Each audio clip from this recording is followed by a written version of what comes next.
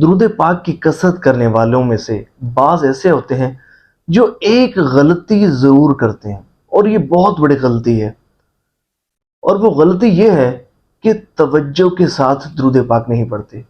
خشوع خضوع کے ساتھ درود پاک نہیں پڑھتے، دل و دماغ کو حاضر رکھتے ہوئے درود پاک نہیں پڑھتے، سنہری جالیوں کا تصور ذہن میں رکھ کر درود پاک نہیں پڑھتے، گنبد خضرا کا تصور ذہن میں رکھ کر درود پاک نہیں پڑھتے، حضور نبی پاک علیہ الصلوۃ والسلام کا مقدس تصور ذہن میں رکھ کر درود پاک نہیں پڑھتے۔ دیکھیں، یہ طریقہ ہے عام لوگوں کا درود پاک پڑھنے کا۔ آپ اس طرح نہ پڑھا کریں۔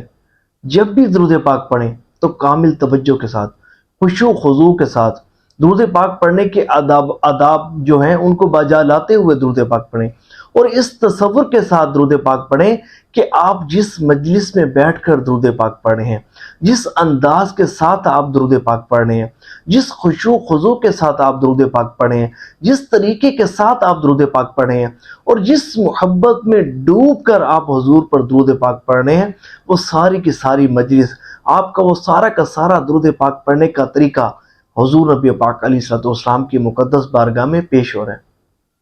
کیونکہ حضور نبی پاک علیہ الصلوۃ والسلام ساری کائنات کا اس طرح مشاہدہ فرماتے ہیں جس طرح ہاتھ کی ہتھیلی کا۔ تو جب حضور کا تصور ذہن میں رکھ کر آپ درود پاک پڑھیں گے تو آپ پر ایسے انعامات کی بارشیں ہوں گی کہ جس کا آپ تصور بھی نہیں کر سکتے۔ ایک بزرگ گزرے ہیں، حضرت احمد کبیر رفاعی رحمۃ اللہ تعالی علیہ۔ آپ جب درود پاک پڑھتے تھے نا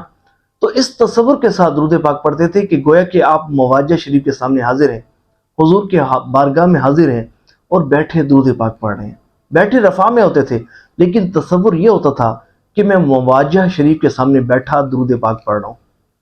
تو جب آپ کو مواجہ شریف حاضری کا شرف حاصل ہوا، جب آپ کو مدینہ منورہ ذات اللہ شرف و تعظیمہ میں حاضری کا شرف حاصل ہوا، تو جب آپ حضور نبی پاک علیہ الصلوۃ والسلام کی مقدس بارگاہ میں حاضر ہوئے تو عرض کیا، یا رسول اللہ صلی اللہ تعالی علیہ وآلہ وسلم، جب میں رفع میں ہوتا تھا تو اپنی روح کو بھیجا کرتا تھا، میری روح آپ کی بارگاہ میں حاضر ہو کر درود پاک کے نذرانے پیش کیا کرتی تھی۔ یا رسول اللہ، آج میں اپنی روح اور جسم کے ساتھ آپ کی بارگاہ میں حاضر ہوا ہوں، کیا آج مجھ پر کرم نہیں فرمائیں گے؟ ان الفاظ کی تکرار کرتے کرتے آپ پر جذب کی کیفیت طاری ہوئی، اور پھر آپ پر وہ کرم ہوا کہ جس کا کوئی شخص تصور بھی نہیں کر سکتا۔ پھر موقع پر موجود زائرین نے دیکھا، اہل مدینہ نے دیکھا، موقع پر موجود تمام عاشقان رسول نے دیکھا کہ جب آپ نے السلام علیکم کہہ کر اپنا ہاتھ سنہری جالیوں کی طرف بڑھایا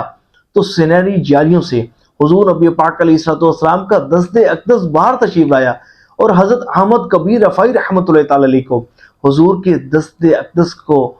کی زیارت کرنے کا بھی شرف حاصل ہوا، اور حضور کے دست اقدس کو بوسہ دینے کا شرف بھی حاصل ہوا۔ تو یہ ہے صلہ، یہ ہے انعام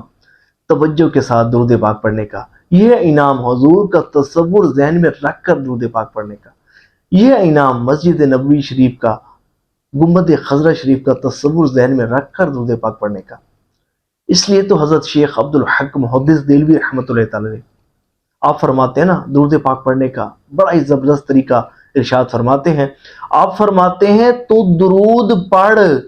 اور اس طرح پڑھ گویا کہ حضور نبی پاک علیہ الصلوۃ والسلام تیرے سامنے موجود ہے، گویا کہ حضور نبی پاک علیہ الصلوۃ والسلام تیرے سامنے جلوہ افروز ہیں، اور تیرا پڑھا گیا درود پاک سن بھی رہے ہیں اور تجھے دیکھ بھی رہے ہیں۔ سبحان اللہ۔ تو جب اس طرح درود پاک پڑھیں گے اور جب حضور کی محبت میں ڈوب کر آپ درود پاک پڑھیں گے تو آپ پر ایسے ایسے انعامات کی بارشیں ہوں گی کہ آپ اس کا تصور بھی نہیں کر سکتے۔ تو جب بھی درود پاک پڑھیں تو توجہ کے ساتھ، دل و دماغ کو حاضر رکھتے ہوئے،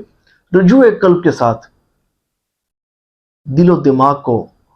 خیرات سے پاک رکھتے ہوئے توجہ کے ساتھ آپ درود پاک پڑھیں۔ جب اس طرح درود پاک پڑھیں گے تو آپ کو وہ برکتیں نصیب ہوں گی کہ جس کا آپ تصور بھی نہیں کر سکتے۔